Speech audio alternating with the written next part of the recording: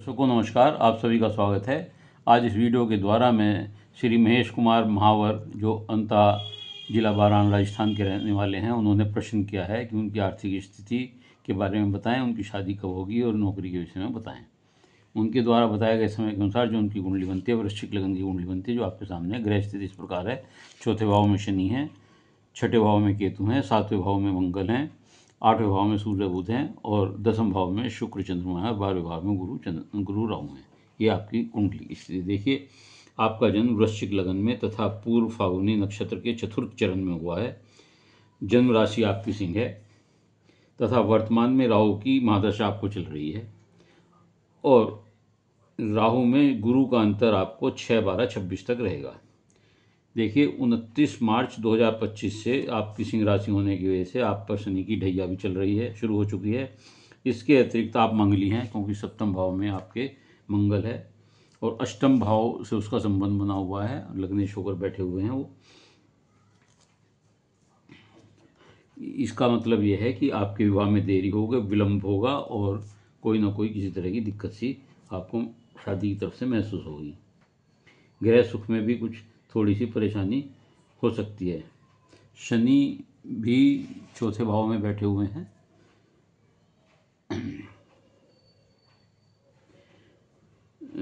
जैसे जैसे शनि की खास बात होती है, जैसे जैसे आदमी की एज बढ़ती है उसे सुख सुविधाएं, आर्थिक स्थिति उसकी ठीक होनी शुरू हो जाती है।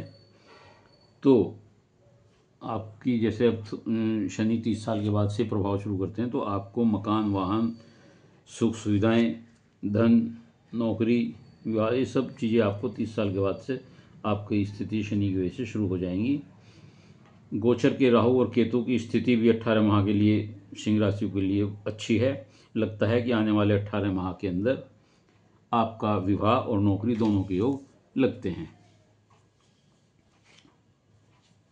पत्नी आपकी, क्योंकि वृष सप्तम भाव में वृष राशि है, शुक्र जिसके स्वामी हैं, तो आपकी पत्नी सुंदर, आकर्षक होनी चाहिए। 12वें भाव में गुरु और राहु बैठकर गुरु चांडाल योग बनाते हैं। ये विदेश योग भी बताते हैं और ये मेडिकल से संबंधित कोई कार्य भी बताते हैं। लेकिन गुरु चांडाल योग बहुत अच्छा नहीं होता, यहाँ बैठकर हानि करता है। तो उससे, उस हानि से, नुकसान से बचने के लिए आपको विष्णु चालीसा का पाठ करना चाहिए। ये विदेश योग भी देता है गुरु चांडाल योग यहाँ। और घर से दूर जाकर ऐसे लोग आमदनी का कार्य करते हैं। इन लोगों को आमदनी का योग घर से दूर जाकर होता है। शुक्र और चंद्रमा जो दसम भाव में बैठे हुए हैं, ये राजयोग बना रहे हैं, लाभ योग है, धन योग है, लक्ष्मी योग है, पद प्रतिष्ठा प्राप्त होती है ऐसे लोगों को। भाग्योदय भी आपका जो है, इसलिए ये जो आपका भाग्येश है चंद्रमा, ये कर्म स्थान में 10वें भाव में बैठा हुआ है। तो मैं समझता हूँ कि आपका भाग्योदय और शादी दोनों साथ साथ होंगे।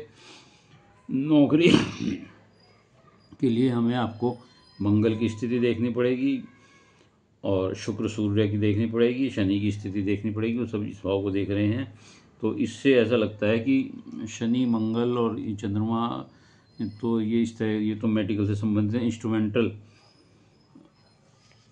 मेडिकल इंस्ट्रूमेंट्स का कोई काम हो सकता है, विदेश से एक्सपोर्ट इंपोर्ट का कोई इस तरह का काम हो सकता है।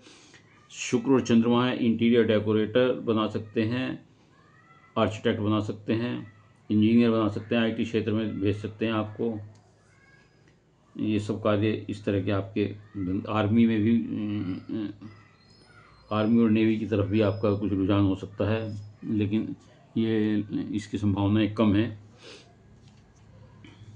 इस प्रकार आपकी आर्थिक स्थिति अच्छी हो जाएगी, धीरे धीरे बहुत अच्छी हो जाएगी। मकान, वाहन, सब सुख सुविधाएँ होंगी, पत्नी सुंदर होंगी, विवाह देर से होगा।